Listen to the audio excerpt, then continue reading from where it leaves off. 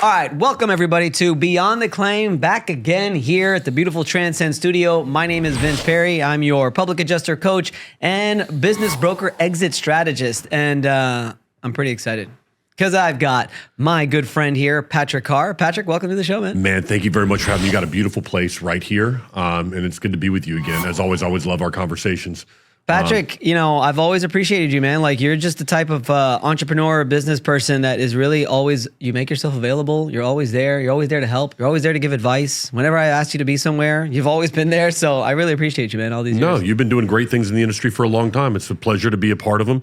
I'll never forget that event down there in Miami you put on. Was that almost 2 years ago now? 2 years ago, yeah. 2 years ago, and I was expecting, to be honest with you, I'm like, all right, if Vince is able to pull 50 people into this event from across the country, I'm going to be impressed. Yeah, we had a few hundred. You pulled in hundreds of public adjusters from across the country, and it was a real testament to the work that you do and the coaching and everything that you give. So yeah, I'll never forget that event. I appreciate it, That was man. awesome. Patrick, you're the owner of Blue Collar Media. Can you tell us a little bit about yourself? Yeah, so I first started off in the blue collar space when for funding insurance claims. Basically, roofing contractors weren't getting paid quick enough, so a company picked me up to sell their funding on insurance claims. Come to find out, they didn't have enough money to fund the claims, and so once I figured that out, I left. But I had built that on the back of social media, like their brand. And two of the roofing businesses said, "Hey, why don't you do that for us?" And so that I went ahead and got hired by them. I had never owned a camera, never knew what an SD card was or a lens. I had no idea, never edited a video. But I had a videographer with the previous company that did that. And so I said, sure, why not? I'll do it. I needed the money. And I went to YouTube University, learned how to edit and do everything from my phone at first, and that graduated from there. And now we work with contractors across the country doing one thing: great video content for their business. That's it. Right. I don't deal with their marketing. I'm not looking to run their ad campaign. I just want to make content that they can use to brand and establish their business as the authority in whatever they do. Okay, so I wanted to start with the real good stuff. Sure. And I want to get straight into marketing. I consider yourself, I know you focus on content, but I do consider you like a marketing and content creating fucking genius. Thanks, man. This is in my notes here, why bad content is the silent killer for marketing campaigns. Could you get into that? Well, most businesses are boring. And so what you're competing against is girls in bikinis and Donald Trump, all right, for attention. And so if you have boring content, all you're going to be is more noise to your audience. And there's nothing that'll drown out a business like just the slow hum of nothingness. Because when you're scrolling through a feed or somebody wants to find something, you need something they're going to pay attention to. They're going to stop on and they're going to listen to. And I see oftentimes that people are trying the same stuff over and over again, and it just kills their marketing and ad campaigns. And they want to blame the marketing company or their target audience without looking at, hey, maybe the content just sucks. And maybe you need to do something about that first. And that's why I started my company. You hear a lot of people blaming the marketing companies all the time. I hired this company and they didn't know what to do. And I always tell people, I was like, that's because you got to do it yourself first. You do. Before you could even think about hiring a video editor or hiring a content creator or hiring a marketing company, like, you have to get in the thick of it and you got to do it yourself first. Yeah, I couldn't agree with you more. Like, when it comes to video, we try doing it yourself one or two times before you make the assumption of how easy it is, or it doesn't take that much time. Try looking at how many takes it takes you to just do a selfie video for Instagram the first couple of times. Yeah. And you do it 10 different times before you find something and go, well, where do I find the captions and the filter, and how should I post this? What's the best look for?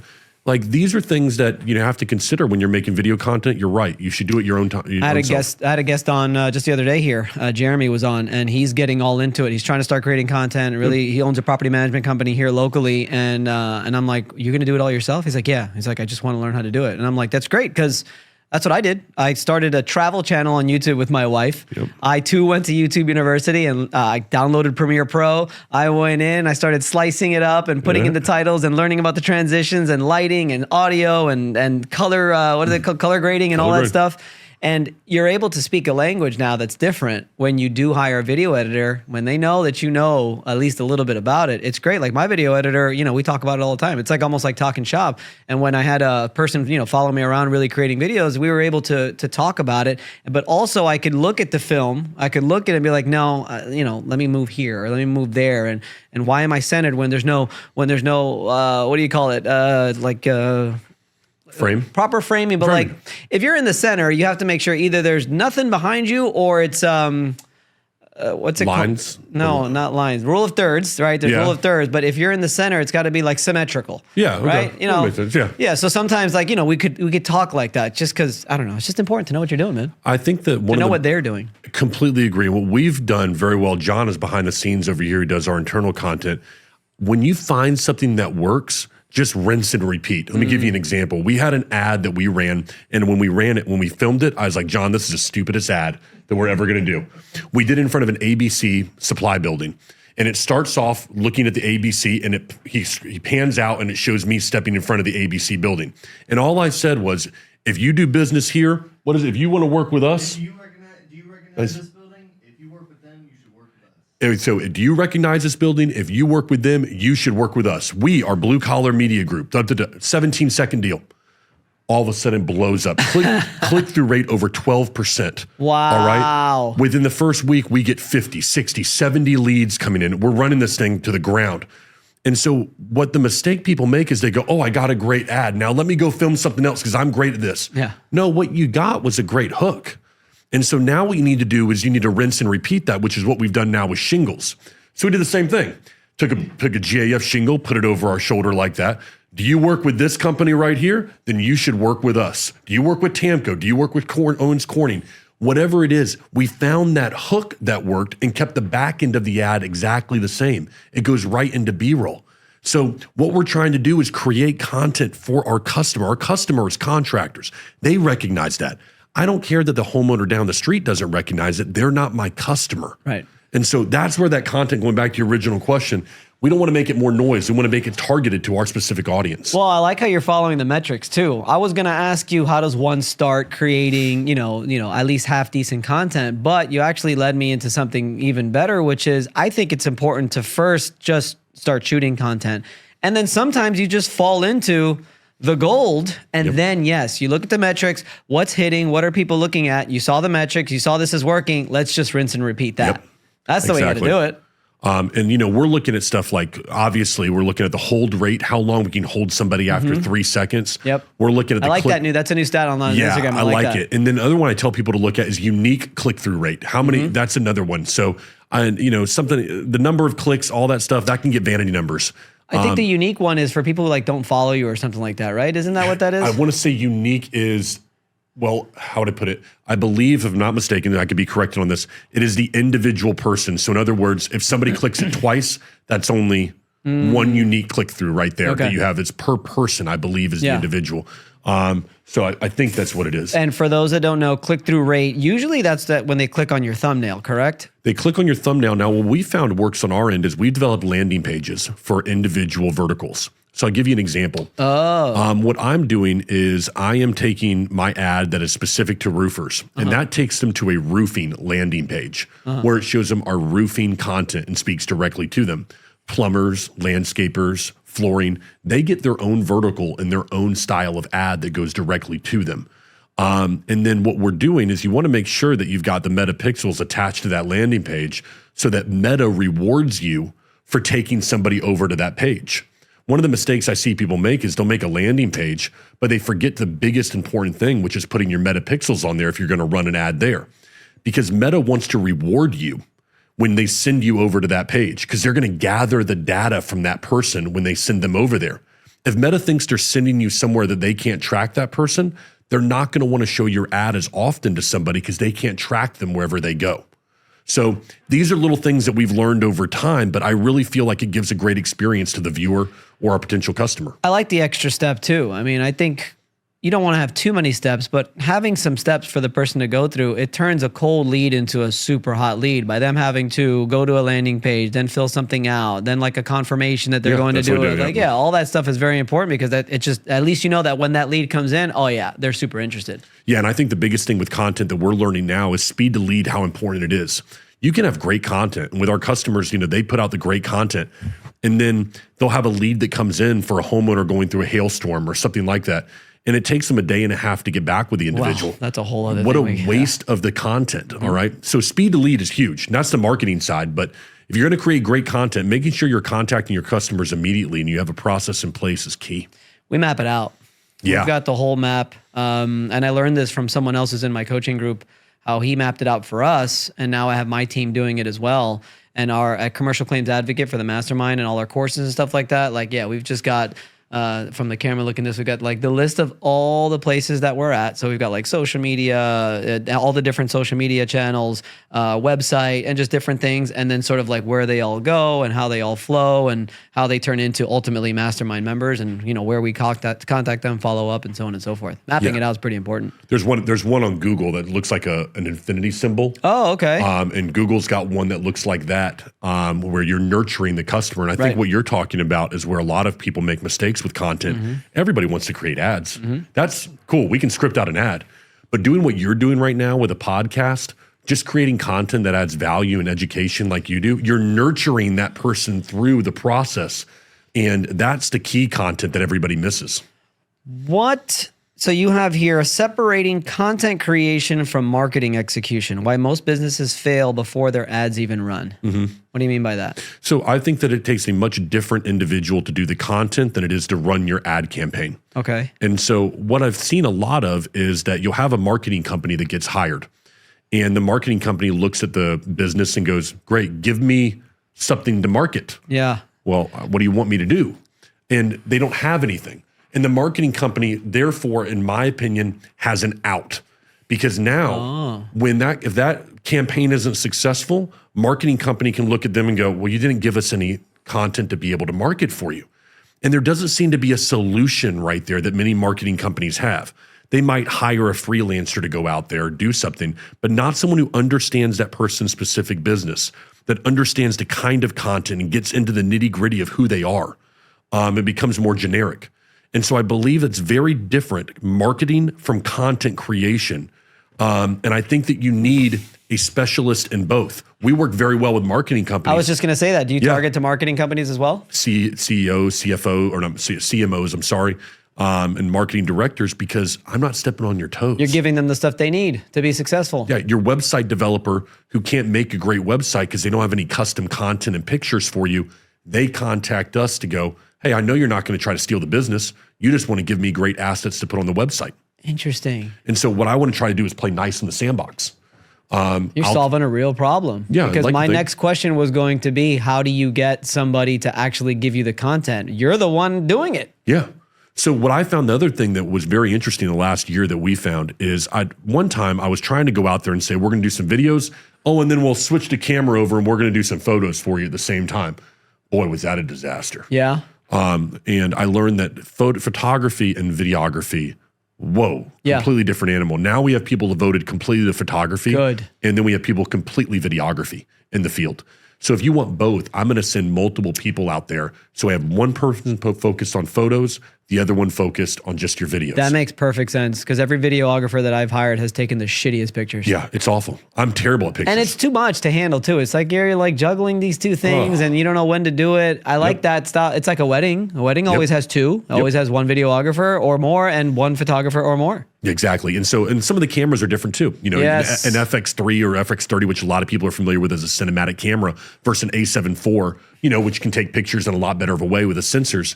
These are things that as a media company, we think about, but your average contractor, your average business owner, they have no idea. Right. And so our job as professionals, and with everything that you do, you understand this, is to make sure that we tackle the problem before they encounter it. I need to be the professional for them and go, here's, you know, you want great pictures for that website? You need a photographer for a couple of days. Right. Pay us $2,500, get them out there with your package, and get your team photos and headshots along with all this stuff too. That's awesome. And so we're really trying to solve this problem for businesses and marketing companies who don't have content, at least content that's worth a darn. It sounds to me like you're also solving the problem of the business owner that doesn't want to get in front of the camera, that doesn't want to actually shoot the content. At least by them hiring you and you coming in, you're kind of forcing them into a position where like, listen, buddy, like you better get in front of the camera and shoot it. Like what do you do about people that, number one, suck on camera, and number two, just don't want to get in front of the camera? So I think one of the biggest values that we offer is that at least we hold your butt to the fire, and like you've got to actually, you've got it now. You've paid us. You have to do the content, right? Because I've said this before. You're not going to do it. If you tell me we're going to do it next month, you're not going to do it next month. It's going to become next year, and you're not going to do it. And so what I find is that people who take that plunge, they're like, I'm gonna just grit it out and I'm gonna do it. The rewards are exponential because your competition is not doing it. That's crazy, And right? it's Even in not. today's day and age, that there's still majority not, right? As opposed, I would say 99%. No. Let me tell you this, because here from now we've worked with hundreds of contractors, maybe 1,000 contractors across the country. We have never once, we've talked about this in team meeting, never one time stepped in front of a contractor and said, we love your content right now. I just want to do more of it. All right. Never one time. Not one first party claims attorney, not one PA, Right. not NAPIA, not TAPIA. well, me, that's what You, that's why you don't hire me. Because if you didn't, you'd hire me. Yeah. But you have your great stuff. You've hired good people Right. because you took the plunge and you did it. Yeah, well, it was myself for a long time. And you did it. Yeah. But what we find is that nobody has the content, but yet they want all the great results from their marketing. And I look at them and I go, would you click on you?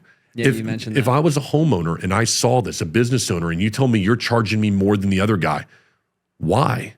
Well, because I have a great reputation. Show me. Well, I got great reviews. That's nice. That's just some words on a screen. Yeah. Show me the customer talking about you. Show me that there's a relationship there. And these guys are missing that right now. And it's painful because some of them are doing incredible work and they don't get the credit that they're due because they don't show anybody. That sucks. Tell me about your process. So you just the process of overall roofing contractor, whatever calls you in, they don't got shit for content. They don't have anything. Like, what's the overall process in a 30,000 foot view? When you First you got to learn them. So first we do a pre-production where I get them in touch with the videographers who are going to be there in our team and learn about their business. If you're a contractor and you do only retail, all right, you don't do any insurance work, and I'm going to develop a commercial for you, I better know exactly what you do as a business. What is your motivation? You know, what are you trying to get? Who is your ideal customer? So that when we script, which is the next portion, we have a script writer on staff with us right here in Florida, works at the office right there next to mine, and we script out all the content for him. I don't ship that off to ChatGPT. I have a rule, in fact, no ChatGPT. I want you to think about it. I want you to understand the contractor, understand their business. And if you want to use it to clean it up, I understand that. But we have to understand. Then we go out there for 2 days with them. I send usually 2 guys for 2 days. We film on site with them and develop anywhere from 6 to 9 custom video assets and some reels. Come back. Everything is edited in-house by our team. That team gets edited, and we deliver the assets to them. And then they can use that for marketing. They can use it on their website, whatever they decide to do. 6 to 9 assets. Yeah, it depends on their package. Okay. And then we Gotcha. do annual packages where we'll come out there once per quarter and they get a few more. Oh, I like a recurring subscription. Yeah, and so that's all about that. That's been the interesting side is that now we're doing more of these, and I'm learning as I go with these. And usually those are usually about 8 videos per quarter, and those are scripted pieces of content. And so they're evergreen, as I say. If you use them this year, you can use them next year. And so we're coming out there to make sure we keep the content fresh. We get the great pictures of the team. We get all the stuff they can use on social media, and doing that per quarter as well. I'd like to find a way for us to work together because one thing that we're doing, CCA, Commercial Claims Advocate, it's eventually going to break up into a media company. Yep. Obviously, you probably could see where that's going. I do. But with that said, our mastermind members, we do offer them like an add-on where we could help them with their social media. The same way we've done for Vince Perri, we could help you sort of do the same thing. But I always have trouble getting the content. Yep. I think It's where I'm like, I can't do anything with this. There's no video. I'm going to start trying to refer them over to you because, the thing that it's people the toughest miss, part. social media is an interesting thing because what I tell contractors or small businesses we work with, because we work with gyms, IV clinics, you name it. Normally, your social media pages are not going to sell you a damn thing. Your Instagram page for your business ain't going to sell you anything. What it's going to do is it's going to confirm or deny the potential buying decision for your customer. So they see your ad and they go to your page because they want to research you. They go to your Facebook page. And in a matter of seconds, they're going to make a determination whether it confirms what they thought or denies what they thought. And that's when it becomes, yes, let me move forward, or I think about it and I'm never coming back to you ever again. And so what we encourage contractors and small businesses to do is to say, go look at your Facebook page. Go really look at your Instagram and your YouTube. Go look at this and go, would I want to do business with this company? Does this look like the professional company that my brand I say that it represents? Or do I look like an amateur right now? And you have to get real with yourself oftentimes. And that's a very difficult thing for business owners to do who have poured their heart and soul into a business for 5 to 10 years, to look back and go, I have nothing to show for it. What do you do with some of these guys that are very, very successful already? They have great businesses. They still obviously need to still develop some kind of good social media marketing presence. Like, what do you do when they just don't want to be on camera? Like, how do you help?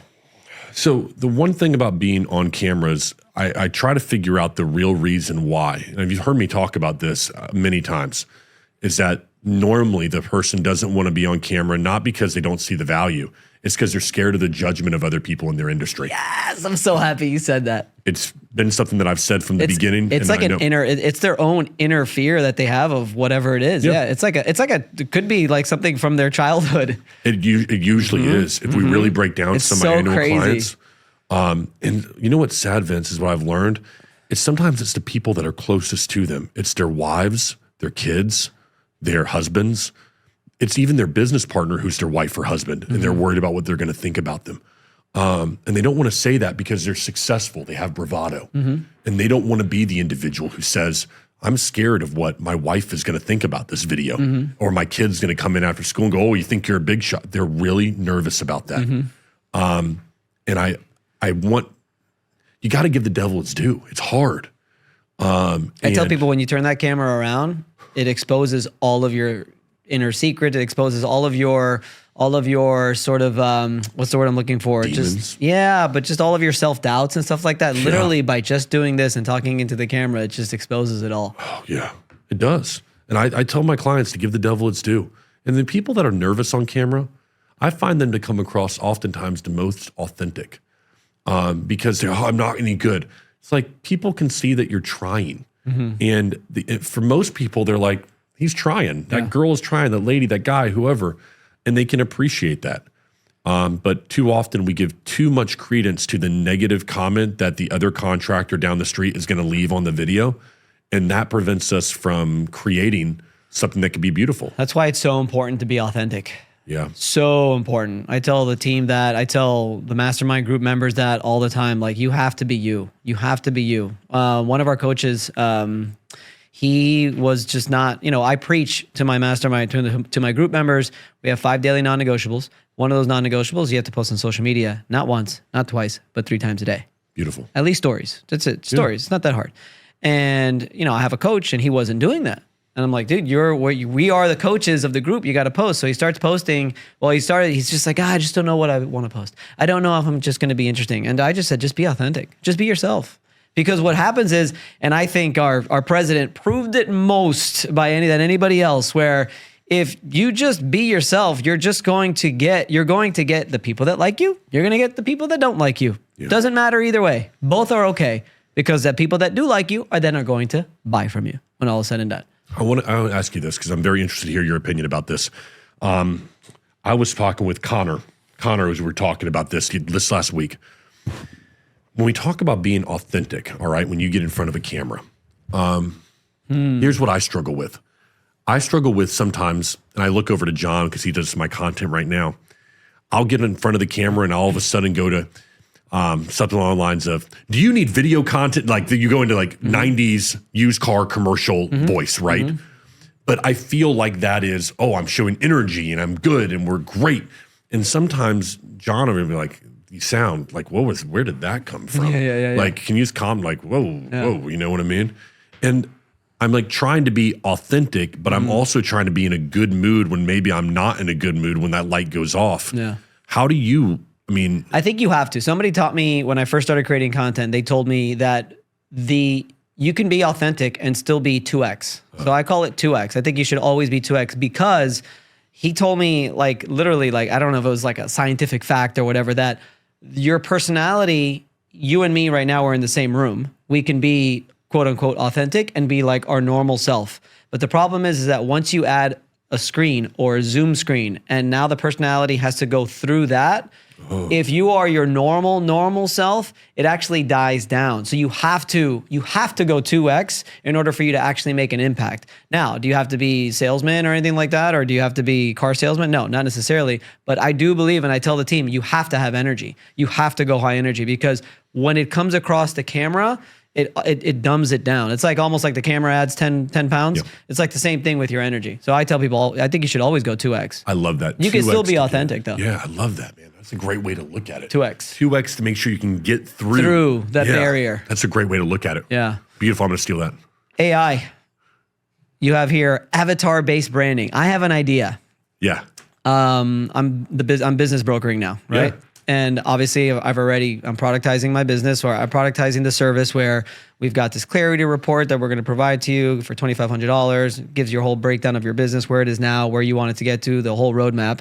And then there's a subscription model. But in between that, I want to give away and sell some kind of value. So like for CCA, we have 5 courses that if you join our club or join our mastermind, you get access to all 5 courses. Beautiful. Took fucking forever to record that shit. Yeah. So I'm thinking of, I asked ChatGPT, how can I like not have to actually do this?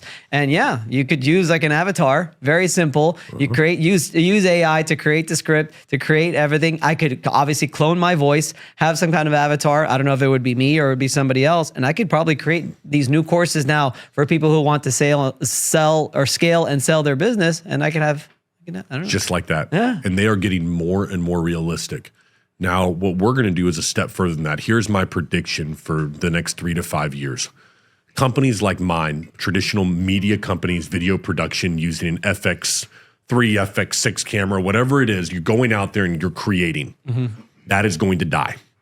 And I believe that'll happen in the next 3 to 5 years. And what will instead come into its place is going to be avatar management, meaning you'll put on some glasses or something, and in the next 3 to 5 years, it'll scan exactly what Vince Perri looks like. Oh. All right. And then what I will be able to do is you can put Vince Perri wherever you want to put Vince Perri. You want to put Vince Perri on an airplane, flying, doing a trip with his family? Go do that. You want to put your story with him doing a podcast with Patrick Carr in this exact room? Sure, we can do that too. But storytelling in the media world will become the most essential thing. Because I see a time where I'm going to meet with Vince Perri, if you were my client, once per week and go, what do you want Vince to be doing this week? Not you, but your avatar online. Yes. What brand do you want to create for yourself online? And then what it is, isn't it crazy how this is? Everyone thought ChatGPT was going to replace, or things like that, was going to replace our ability to tell a story. But then storytelling will become more important than ever in the next 3 to 5 years, and how you brand your avatar. So right now, we've already built the page for Blue Collar. We're just waiting to release it right now, where people are going to look at it and go, I can't even use that right now.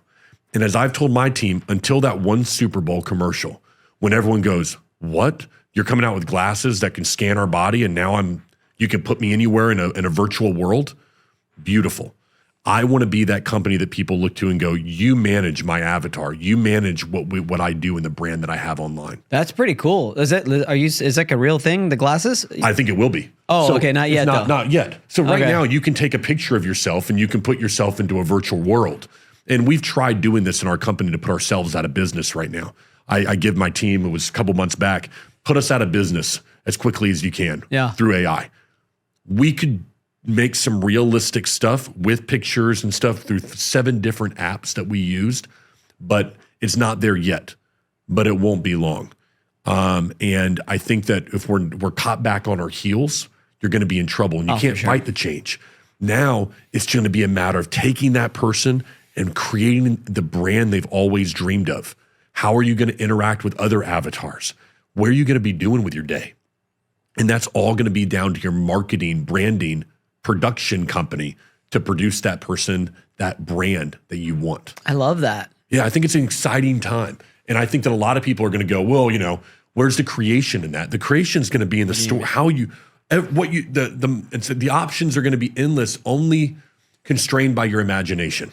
And that's what I get passionate about. But would you agree that if you create an avatar, if you're a company and you have zero social media presence, you have not created any videos, and you start with the avatar, do you think that would go well? Or I think it would be more beneficial for guys like you and me who've put in the work of actually creating a personal brand, and then we go with the avatar. That's going to be good.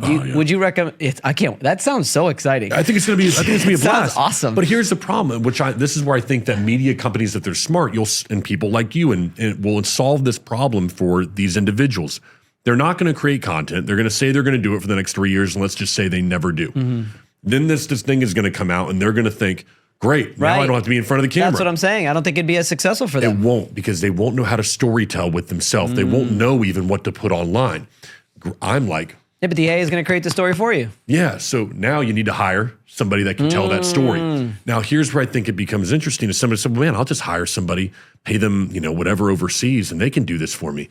Yeah, but are they going to understand your business? Are they going to understand when you say you're going on vacation to Hilton Head, what you want to get across? Well, you want to get across to your family, man, and you're hanging out with your kids. Not a problem. These little intricate details are going to make the difference in branding for people. And you're going to need good storytellers who understand video and how to put that together. And I believe that it's going to be word prompted, whether it be text or the written word or speaking auditory. And you're going to need to be able to communicate with AI in a convincing way to get the story out of AI that you want. So your ability to communicate is going to become more important than ever. While here in the US and across the country, our ability to communicate continues to deteriorate with our text and AI. But then I see a rise in it as this becomes more available. I think people underestimate the amount of creativity you need to really get the full advantage of AI. Because if you're a limited person or you're just limited minded, you're not a creative person, like for entrepreneurs, the reason why all of us are like using ChatGPT like 100 times a day is because we've got all these ideas running around in our head. But when creating a prompt, it's only going to be as limited as how much detail and creativity and information you give the AI. And I didn't learn that myself. It was on the podcast, Zulfina, she is a operations AI person. So she basically works with companies and she helps implement all of their SOPs and processes and stuff like that. And now she's gone all in doing it with AI. So she sets up all this stuff. And she actually told me that. I was like, that actually makes perfect sense. Like and that's why I have so much trouble with my admins on using it too. And I see some of the results that they get from it, and it ain't the same as opposed to like when I go all in on a prompt and I give it the title and I give it the context and I give it the step-by-step things that I want and I go all in on it, it gives me what I want. But I hired somebody recently, and before hiring, I narrowed it down to 2, and I said, okay, I need you to create an SOP for organizing the office. I need you to create a follow-up letter to the insurance company, and I need you to create something else. And they're just like, oh, that might take a couple days. I said, I want you to do it all with AI. The 2 results that I got were like completely different. One was just amazing, and the other one was terrible. I'll tell you another activity I started doing for people that we hire. I used to give a project. Like here, there's a video project. I'm starting to do that all the time. We still do that. Sure. But as part of the interview process, what I began doing in this last round of interviews is asking individuals to tell me what they did. And here's a piece of paper. Tell me about your day leading up to this interview right now. And as much detail as you can give me. And I want to see their ability with the written word to tell a story, because that tells me how you think about it. I told you give me as much detail as possible. Do you tell me what it felt like when your feet hit the floor? Was it cold? Was it warm? Are you telling me that you went and the first thing you did, or did you just take a shower, then I put my clothes on and I got in my car and I came here? Okay, what kind of attention to detail does that show me? The written word is so powerful right now. And I want to see that people have that attention to detail and are able to express themselves in a way that is convincing. And so I've been very surprised at the results that I've gotten there. You see huge differences in how people look at storytelling. That's awesome. Yeah. Well, I like how we segued to that because I do want to talk about your business in general. Sure. You briefly went over your story when you started. I'd love for you to get into it and how you've been able to get to where you are because, I've known you since since you started this blue collar media, and you had the Patrick Carr show, and you felt, how am I going to name a show after my own name? Oh, You yeah. used to tell me and all Talk that. about the vanity in that. Yeah. So, yeah, but I know you well enough. There's no vanity there, man. You're good. Tell me about the story, and because I know your story, and it's a very interesting story. If you can get into it a little bit more from then until now. First, when I started the company with that, I said that the people that were doing the funding, they hadn't paid me in some 3 months, Vince. And I was living in a condo and it was foreclosed on. And the week that I quit, I got a letter on my door. The bank was going to come in and repossess it. And I remember coming home like, the hell? I had quit on a Wednesday, came home on the Friday, big bank door right there for foreclosure. Oof. You got 1 week to get out. And if you don't do that, Vince, they come with the sheriff and they're going to throw you out. It's not the first letter I'd gotten, but I didn't have any money. I was nowhere. And so sure enough, I got kicked out, got foreclosed on. My first client was in Jacksonville, Florida. And I went up there on a Monday. I had looked at YouTube on a weekend and I went up there on a Monday and car broke down on the way up there. And I can tell you that when in a rest stop, there's no Ubers to pick you up. Maybe they do now, but you couldn't. Luckily, the client was willing to pick me up and get me back home and from Jacksonville and let me borrow a truck and stuff. The beginnings of the companies, I tell my team, I lived from there in one of those monthly rentals for a hotel. You pay $900 a month and you just live there. And that's what I did. And that's where the company started. And I never try to lose sight of the fact that at that time, and every person in between, Vince, they give us their hard-earned money for us to create content. And I never take that for granted because I always think I could be right back in that hotel. And I don't want to be back there. So the company started very humbly. I've had no investors. I've had nobody that, came in and said, here, we're going to give this a shot. It was little by little chipping away at it. And being able to afford an apartment or being able to afford a car payment just to get by. And since then, we've grown and feel very fortunate that we've been able to deliver a good product for our clients over and over again. But that could all be taken away, so I don't take any of it for granted. What have you learned here? I follow you a lot, obviously, and all the stuff that you do. You've been able to grow this thing pretty. Where are you guys at now as far as how many video editors do you have? Yeah. How many clients have you guys done work for? Yeah, so it's 14 full-time employees now. That's amazing. And everyone's a W-2 employee with me. I don't 1099 anything. I don't believe in it. Okay. Why is that? Quality control. So if I tell somebody like John, John's great. He's behind the scenes right now. John, we were at the office at 5:30 this morning because we need to get over here to work with Chip in the Merlin Law Group. And so it's not right if he's not an employee of mine. He hasn't bought into what we're trying to do. There's no way I can get a person who's just a 1099 to be able to do that. I need people that have bought into the cause and what we're trying to accomplish. We're not going to half-ass things. We're gonna really do them the right way. This year we'll do anywhere from probably 4 to 5 million in revenue this year, and we'll work with maybe 150 or so contractors across the country, and then small other businesses are sprinkled out in between there. It's been an interesting ride for the last 4 years. You skyrocketed though. Yeah. But I will tell you, it's from your hard work. It's from you getting out there. There's not a conference that I went to 2 years ago, 3 years ago that you weren't at. There wasn't a roofing contractor that didn't know who you were, and you were shoot. I remember watching you set up the camera by yourself, tripod and everything, going in front of the thing, shooting the content. Fuck, shit, that sucked. I gotta do it again. That shit, crap, gotta do it again. You'd have to go back behind the camera. You'd have to fix it. You'd have to go back in front of the camera, and then you would do the 2X, right? I would see it. I was just laughing. I forgot this particular event. Which one was it? It was the one with Jen Silver. It was that one. Yeah, I know what you're talking about. Yeah. Oh, gosh. You were out in front of it. Exactly. It was so funny, man. I don't know if I ever told you. I was like watching you the whole time. I'm like, look at this psycho. This keeps going, keeps fucking up and keeps going back behind the camera and then doing it again. Yeah. First time we ever did anything, you were by yourself. We were on the beach. You had to set up the 3 cameras. It's amazing. That's the story, right? That's where it's got to be. If people want to be successful, yeah, man, look, you're at 5 million now. That's fucking incredible, dude. Yeah. Congratulations, man. Good for you. It's a lot of pain. It's a lot of pain. I'm sorry say- to laugh, but, Yeah, but you know- look you so know it. serious when you said it. I've been noticing this more that I have, and John, we talk about this quite a bit. There's a lot of pain now. And I say that, to be real with you, Vince, because I think that what people are paying for more and more, I believe this, when you hire Blue Collar Media Group, is you're paying the pain tax. In other words, the reason you pay us what you do more than other videographers is because I've been through more of the pain to make sure that you don't go through it. I know what it's like to run the business that you're running.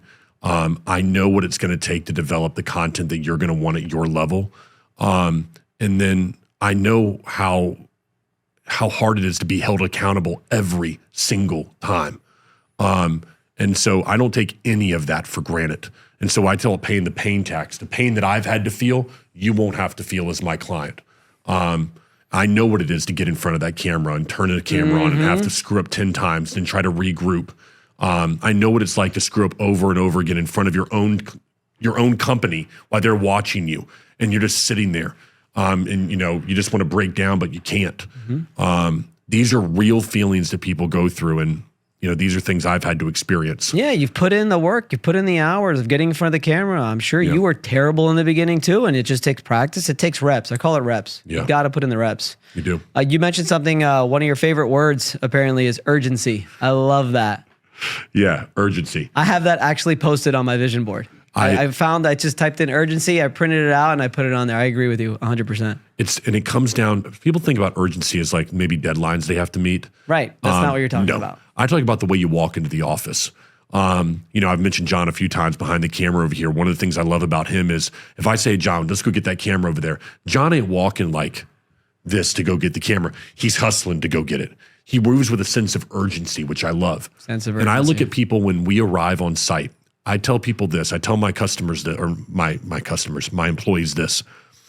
I can forgive what I call physical mistakes. I can't forgive mental ones. And here's what I mean by that. I had a basketball coach that told me this. I can forgive the fact that if you're in position and the guy out jumps you for a rebound, right? Great. You didn't have the athletic ability. I can forgive that. Not being in position to even have an opportunity to get that rebound is a complete effort move. And so when I look at us in the field for our contractors, when it comes to the way we operate, I say, if you take a shot and you miss it, it's out of focus. You tried, it wasn't right. Okay, you tried. Not being on that ladder to even be in position to get that shot, not hustling to get up there and get in front of somebody to get that great action shot of the nail gun going in, there's no forgiveness for that. We have to move with urgency everywhere we are because a contractor will forgive a lot if they see you're putting in the hard work. They'll forgive some physical errors, as I say. Yeah, I agree. And so urgency is huge. And because it could be gone at any moment too, right? Like I think that's what I look at it when I think of sense of urgency, just making sure that you just literally you gotta get everything in while you can because it could be gone so quickly. Oh yeah. I think I'm going to go out of business every single day. And I mean that. Like No, I but you're move, not. but I move with that. As if you were. Yeah. That's great. If we don't get a deal, I look at it like, darn, that contractor is going to miss out on something so good. Why did we not, it pains me. It hurts me because I want everyone to have this moment. I call it, it's our aha moment, Vince, where they see themselves on camera and they're like, that's me. Yeah. That's my business. You guys nailed it. And like, I feel good. And if we can do that for people and they can show their family and like be proud of it, man, that's cool. That's my delivery right there. That's my aha moment. So my question for you then would be this, Vince, because I've got to ask you this. You walked in today and you look fantastic. All right. you. I mean, you're ripped. You look healthier than I've seen. I mean, you look healthy before, Yeah. but man, you look great right now. I saw the photo that you and I took the last time we saw each other. I was in Yeah. a green shirt. I'm like, holy shit. I mean, I'm 25 pounds heavier. You look great. How did you feel, man? Do you feel like this has helped with the confidence? Because the reason I ask is we have clients that they're not in shape, right? And then I've had some like they've turned the corner and man, their confidence skyrockets. How good do you feel right now? That's just funny that you asked that because you asked me that, I was going to say backstage, but you asked me that earlier and I thought you meant like how I feel like energetic wise. No, yeah. How do you, I don't feel much different like that, but yes, the mindset when you get ripped and you're like, and you know you've put in the work and you've got the six pack, the confidence for sure, and the mindset, it's a complete 180. Yeah. So like, my energy's kind of the same, but obviously it's more because I don't drink pretty much at all anymore. I eat super healthy. So obviously I'm going to have more energy with that. But yeah, like, some people say that there's wealth and actually more money, more revenue on the other side of being in great shape. Oh, I would agree with that. Because it's just a confidence that you feel that you could just like, you can do anything. You're right. One of the things, and congrats, because you're ripped and you're doing it the right way. You're eating right. You're doing it the right way. I love when I get asked about TRT and stuff like that. I fucking love it. It is the best. Like, what are you taking? How much of that are you taking? I'm like, nothing. See, and that's for me. We were talked about it that I'm on the opposite train. I came off of all that stuff. When me and you first met, I was probably walking around at 260, 270, ripped. I was bigger. Now I don't have that same. Strength that I had before. But I'm happier now with where I'm at. Good. Mentally, I'm clearer than I was before. And that feels good. Do I miss being ripped and eating pizza? Sure. That was nice. But I know that inside I'm a healthier person right now. I was at the beach the other day with my wife and my kid, and I'm on the beach and I'm playing with my kid, just hanging out. And my wife goes, "Come over here." I'm just like, "What?" "I'm with Max. I'm playing with Max." "No, come over here. I need to tell you something." I'm like, "Okay." She comes, she goes, "You look fucking hot." And I was like, "Yeah." Heck yeah. She's like looking at all the other girls, seeing if they're looking. Patrick, I would just love to sort of start wrapping this up in a way where are you, dude? Honestly, Patrick, what I've seen from you in the 5 years that I believe it's been about 5 years that we've known each other. Yeah. What's the next 5 years look like? Well, I can't say that. So new changes in my personal life, hopefully coming, good things, but I'm not going to say what they are, depending on when this airs right here. So I think a lot of great changes there. And I hope that I find more peace in the next 5 years, Vince. You know more than anyone what running a media company, even, you've done so much media, has done to me. There's been not a lot of peace in the last 5 years. And so I'm hoping to find a lot more of that. There's this thing we were listening to on the way over, QTR, and quality time remaining. Quality time remaining. And with that, I'm thinking that I don't know how much of that I got left. It's not like bucket list stuff, but I want to have some more time in the next 5 years to do things like drive with the windows down, listen to some old school Tim McGraw. And I haven't had a lot of those moments. And so I'm hoping I get some more QTR, some more quality time remaining. So what's the plan then? You've got the 14 employees, you've got the video editors and stuff like that. One thing that I'm doing a lot now is I'm really like looking behind the curtain of a lot of these businesses to make sure that they're actually, we call it exit ready. Whether that exit is a year from now or 10 years from now, I believe that people should always start right from the beginning, building a business that could potentially sell. Why? Because I always say a business that can sell is a great business to own. Ooh. So what are you doing? I was going to ask you about your business model. Like, what are you doing to try to make sure that things are sort of running without you? Things are sort of running like what I call a well-oiled machine.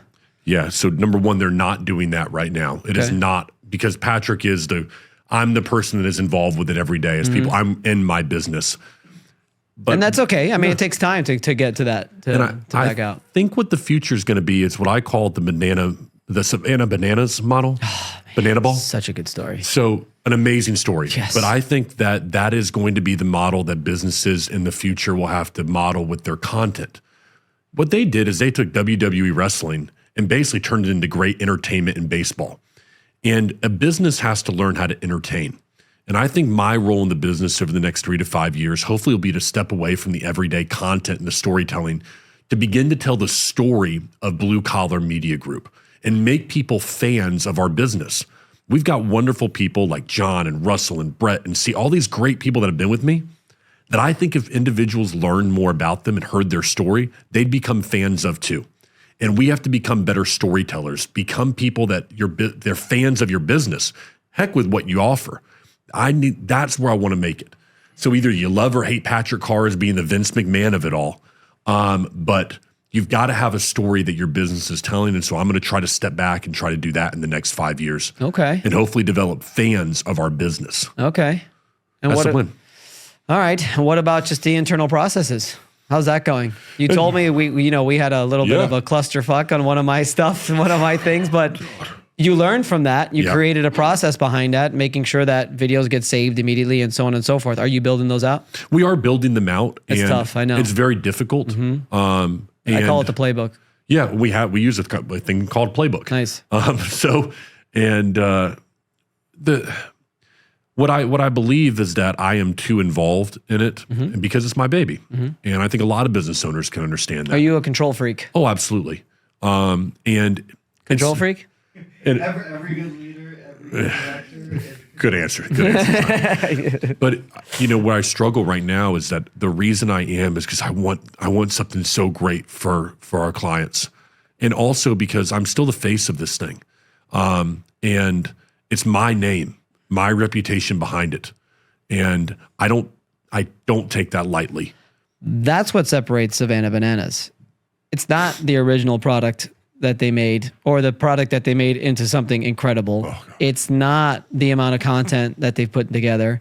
It's not the fact that he took Gary Vee's advice like 5 years ago and like freaking had a camera in front of him throughout the entire journey. It is the fact, and I saw this in an interview, every decision that is made about the business, the game, the marketing, the processes, it's all geared around the customer. Beautiful. Everything. He says all our decisions, everything is this what's good for the customer? Is little Johnny, 8-year-old, going to come? Is he going to benefit that? Is the father going to benefit that? And they were just here. Yep. I didn't get to go. My kid was a little too young. I found out after.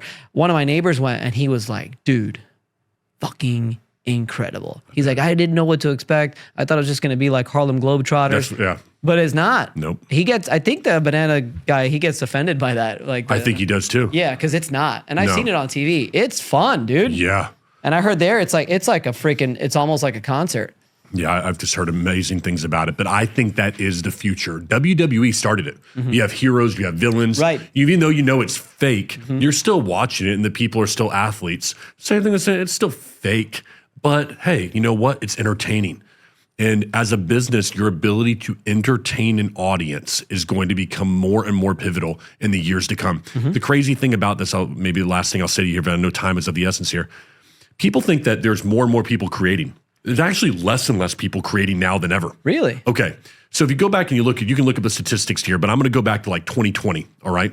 2020, I want to say it was around 400,000 or so new podcasts being created. 2021, it jumps up to 1.2 million.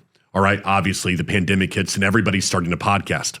Goes down to about 700,000 in 2022, about 300,000 in 2024.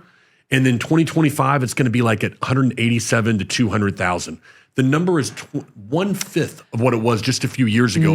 Not to mention those that started 5 years ago no longer have a podcast. Because they found out how hard it is to continue to do it. And so I look at the roofing space, which I'm involved with, and you think about how many podcasts are going right now? None, really, right? There's barely any. You have Dimitri does his stuff continue I to. don't even know anyone else but Dimitri. Correct. But now 4 years ago, you had everybody and their brother that had a podcast when we showed up to these conferences that we did together.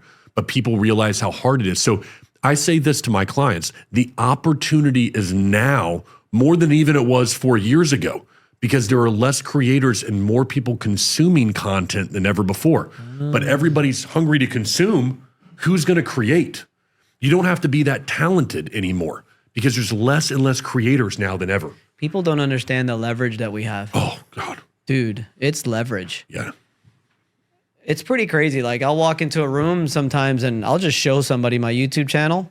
I mean, I'm telling you, the reason why I was able to get some of those people in the founders dinner the other day was literally because of that. It is.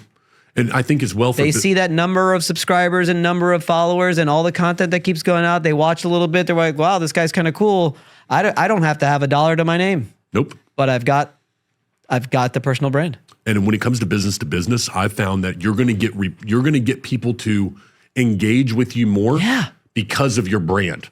They'll if you don't have a brand, whatever, I'll get back to them when I get back to them. There's something about going, hey, this guy's got a brand. He's got a voice. He's got an audience you can't ignore. I talked to somebody yesterday because we're setting up a podcast. Lives in California. He's in health insurance. He's got how many? I think it's like tens of thousands of followers on LinkedIn. Or over 100. I don't know. I saw it. I was like shocked. And we talked for half an hour. Guy's much older than me. Probably multi-millionaire. And we got along like, he's like, I really like your stuff. I was looking at it right before. I want you on my show and I want to be on your show. And I'm like, let's fucking do it. That's great, man. It's so much fun too. Well, you've done a great job with your show. I mean, you've been able to start and you were doing like very narrow public adjusting. Now I'm broadening it, dude. Now's the time. I'm really excited about that. You know, everybody says the riches are in the niches, which is true. But 5 years I've been in this niche. Yeah, you have. I think I'm going to be able to capitalize on actually broadening it. More business, more entrepreneurship, more all of that. And what I always like to say, because the thought comes in my head, first of all, the business brokering is something new for me. So I do get a little bit of imposter syndrome, but that goes in through one ear and then I just make sure it goes out the other. But the other thing that I wanted to say was, what was I going to say? Was that... Shit, I forgot. I lost my train of thought. I know time is limited. I have to ask you this because I've never asked it for you. We're good. We started late. Dream podcast guest. Dream podcast. Who's like the person that if you could interview, you could have sitting right here? Who's like your number one? Anyone? Anyone you could have. Anyone at all? Yeah. That I find super. I mean, I would love like a Gary Vee or like a Dan Martell or even like Alex Hormozy. Alex Hormozy, that dude. Yeah. His answer, like he was on that Modern Wisdom podcast not too long ago, and I was like, wow, it's probably one of those. What about you? Ed Milet. Ooh, I like Ed a lot. So get him. Let's get him on. Oh, that would be the one. You just got to reach out. I don't know how much it would cost, but you never know. I know. So I do it. So I'm nerd out on Ed Milet. So I'll make a post probably once a month that mentions him and I'll tag him in it. He coaches Dan Martell. Yeah. And he'll like the post or something. And I'll be that guy like screenshots it, sends it to my girlfriend like Ed Milet. Because like here's how I look at it. This crazy shit. I took up at least a couple seconds in his day. Which for me, like when I looked at him and how he changed my life, The Power of One More is by far the book that changed my life. And being the one. Oh God, and your family like that speech is like. I tell my team that they're tired of me. My team is tired of me telling you that. It just hits you the way he says it. He's got a cool voice too. He does, and just to have him and just to be able, there's so many questions I would just love to ask him.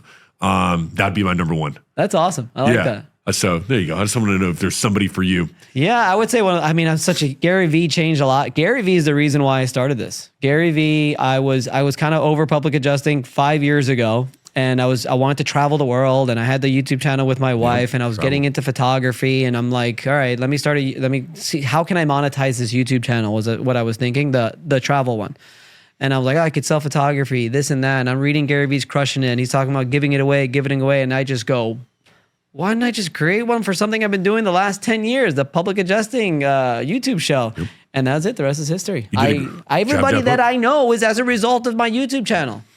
That's the crazy part too, that people don't understand that for a while when I was really scaling Elite Resolutions, and you can tell like there was always like this little like, we're part of Elite Resolutions, but you're kind of like TCA also. It's like you're spending maybe too much time there and this and that. And I used to tell them like, you are all here, admins, public adjusters, salespeople, everybody there all came because they knew who I was on social media.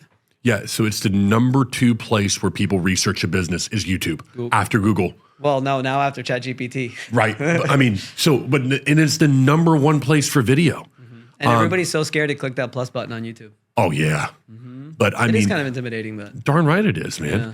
I mean, and it's tough, but now is the time if you want to get involved with video because there are just less and less creators and more consumers hungry to consume more, but less creators making it. I remember what I was going to say. What I was going to say is I'm broadening my audience, entrepreneur, stuff like that. And what comes into my mind is like, there's so many entrepreneur channels and there's so many business channels and so many business coaches and talking about scaling and this and that. But I always remember that there's only one you though.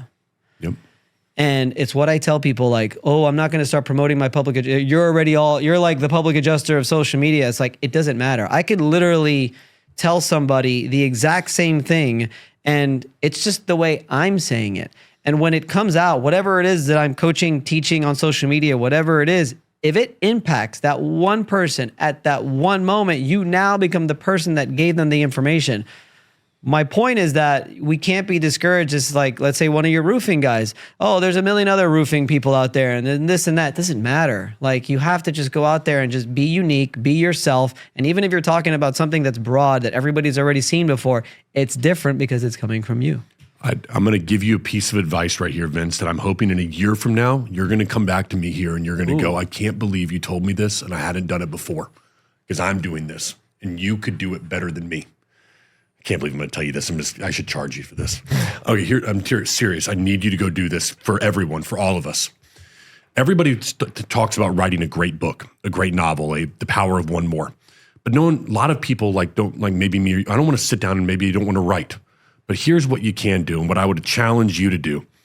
Go take all of that content that you've created. I know where you're going. Run it through Handbrake. It's a common program to minimize the size of the file. And take 1,000 videos and put them into ChatGPT. And those 1,000 videos, you ask ChatGPT to come up with the book of Vince Perri said in Vince Perri's voice. Yeah. Go look through these 1,000 videos I just uploaded ChatGPT and give me a 15,000 or 50,000 word book based on my advice for an entrepreneur, based on what I've said in all of these videos right here. What would you say in the voice of Vince Perri? Woo! In a matter of literally a weekend, you can create a book that is your language, the words that you've said, organized, perfectly done for you in the words of Vince Perri to be able to put out there to the world and really make your message concise. And that's what I would challenge you to do. And you can write a book this weekend with the amount of content you have. And that's the power of content. You have it, which no one else has. And that's what I think you should do. That's a play. Because in a matter of literally a weekend, you could have yourself a beautiful, impactful book that people would love to read. And that would really make all of your ideas concise into one place. In your own words. That's a great idea. It's not stealing. You've said this. You've already said the words.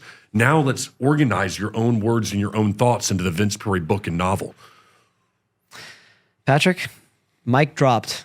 Yeah, it'd be great.